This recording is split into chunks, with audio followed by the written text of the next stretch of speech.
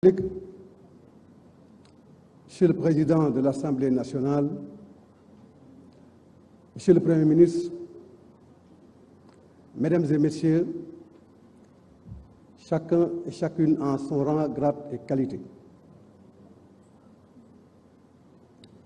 Le Sénégal est un pays de dialogue.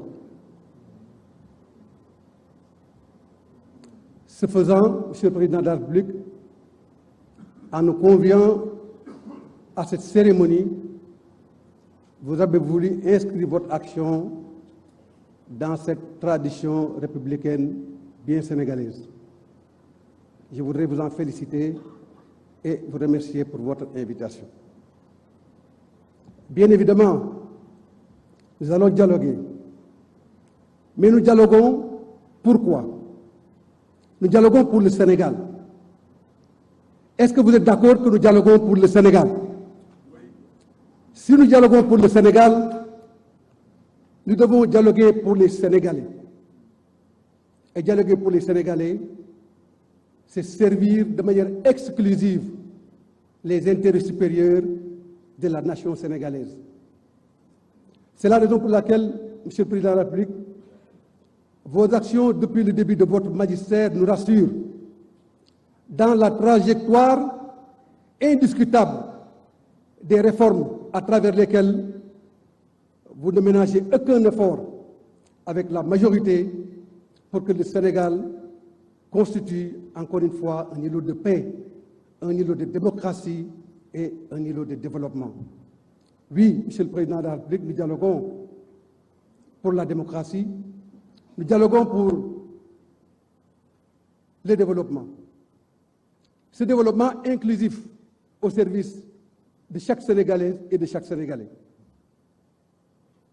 C'est la raison pour laquelle nous espérons qu'au terme de cet aggiornamento qui nous réunit aujourd'hui, nous puissions, comme le disait le président Senghor, Kahin Kaha, construire dans le dialogue les bases et les socles de développement économique et social harmonieux de notre pays.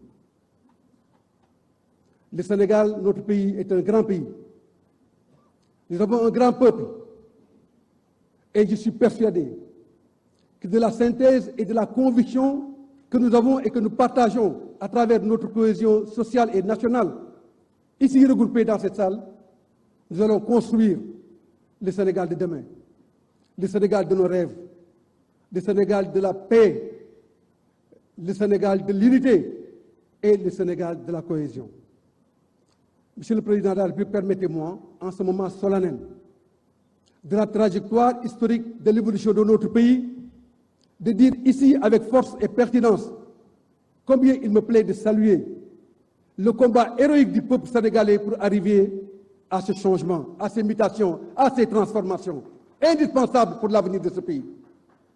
Oui, Monsieur le Président de la République, après avoir salué votre contribution à cet égard, je voudrais saluer l'immensissime contribution du Premier ministre Ousmane Sonko pour que ce combat puisse réussir et puisque nous puissions atteindre les résultats à travers lesquels nous célébrons aujourd'hui ce dialogue.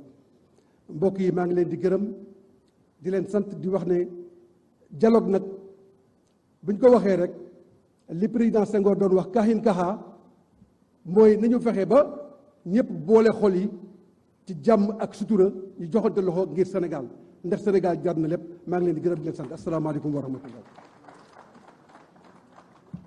jërëjëf monsieur Malick Gakou ñu jox kàddu gi honorable député Anta Babacar Ngom ki topp ci moom monsieur Cheikh Ahmed Tidiane Youm honorable député également.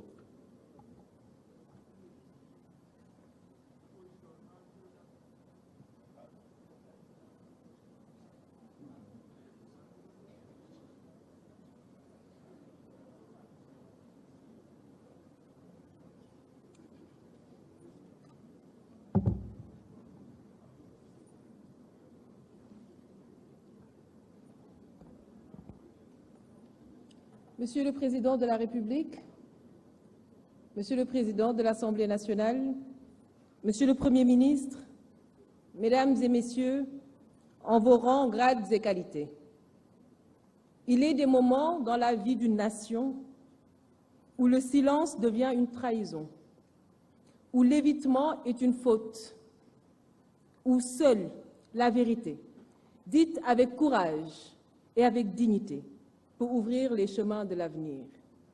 Et ce moment d'aujourd'hui en est un. Si nous sommes réunis ici, ce n'est ni pour meubler l'agenda républicain, ni pour prêter à une mise en scène institutionnelle. Nous sommes venus répondre par conviction et nous sommes venus répondre par devoir. Parce que l'écoute, la concertation et le respect de la vérité sont au cœur de notre ADN politique. Mais aussi parce que nous devons collectivement respecter l'intelligence des Sénégalais qui n'en peuvent plus des combines politiques, des promesses sans lendemain et des stratégies de diversion. Nous espérons vivement que l'esprit de ce dialogue ne sera pas dévoyé. Monsieur le Président de la République, les Sénégalais, dans leur diversité, se sont mis ensemble pour vous élire avec un score sans ambiguïté. La plus belle manière d'honorer ce choix est de rassembler et de réconcilier le peuple autour de l'essentiel. C'est pourquoi nous attendons de ce dialogue un engagement sincère des autorités à tous les niveaux. Il est temps de changer de ton et d'abandonner les discours agressifs. La parole publique doit retrouver sa dignité.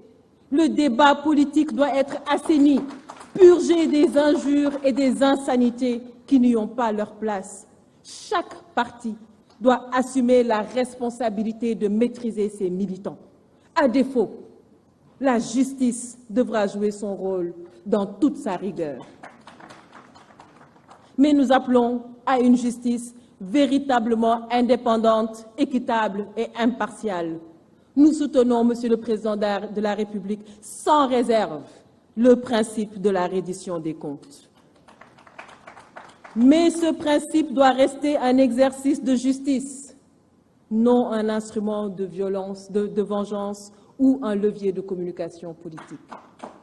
Il ne doit pas occulter l'essentiel, la précarité croissante, l'essoufflement économique, la jeunesse en quête d'avenir, les femmes en quête de reconnaissance, la diplomatie en recul, l'insécurité alimentaire, les périls qui menacent notre sécurité intérieure et notre défense. Monsieur le Président de la République, nul ne s'attendait à des miracles au bilan de votre première année de mandat, je vous l'accorde. Mais il est désormais temps de passer à l'action et de faire rayonner à nouveau notre pays au concert des nations. Cela fait 4 longues années que notre pays est prisonnier de tensions politiques qui ont fini de fragiliser les bases de notre économie et détourner l'attention des Sénégalais des vraies priorités. Il faut refermer cette parenthèse douloureuse et lancer des réformes structurelles dans les secteurs vitaux: éducation, santé, équité sociale, agriculture, élevage et j'en passe, industrie. Je vous propose d'organiser des États généraux pour la relance économique afin de réinventer notre modèle. Je saisis cette tribune pour porter un plaidoyer fort en faveur du secteur privé, formel comme informel. Il est temps de le replacer au cœur des priorités économiques. C'est votre meilleur allié, Monsieur le Président. Mesdames et Messieurs, en abordant les questions de la démocratie, des libertés fondamentales, le processus électoral et les réformes nécessaires, nous tenons là une opportunité précieuse de refonder notre système démocratique sur des bases plus justes, plus solides et plus inclusives. Mais cette refondation sera incomplète si elle ne s'accompagne pas d'un véritable renforcement de la place des femmes dans l'espace politique. Notre sous-représentation dans les sphères de décision est une réelle défaillance démocratique. Une démocratie sans les femmes est une démocratie amputée, Monsieur le Président de la République. Je salue la présence responsable de la société civile et de l'opposition. Opposition qui, comme vous pouvez le constater, n'a rien de résiduel. Elle est vivante, elle est consciente, elle est exigeante.